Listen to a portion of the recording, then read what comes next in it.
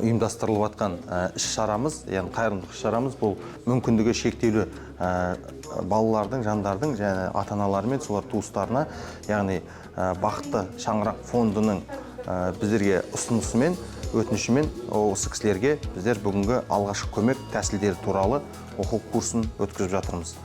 Бұл курстың маңыздылығы бұл кісілерге, яғни бұл кісілерге ғана бұл жалпы халыққа маңызды курс болып табылады. Алғашқы көмек. Алғашқы көмектің негізгі маңызы біздерде алтын уақыт деген түсінік бар.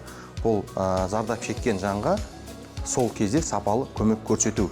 Яғни жедел жәрдем келгенше, болмаса дәрігерлік көмек келгенше сапалы көмек көрсету өте маңызды болып келеді науқастың өмірін сақтап қалуда. Егер сол сәттен бастап біз науқасқа сапалы жүрек өкпе реанимациясын жасай білсек, науқас шашалып қалған жағдайда кішкентай балалар мен ересектерге дұрыс көмек көрсете білсек, бұл науқасты біздерде құтқарып қалуға мүмкіндігіміз артады.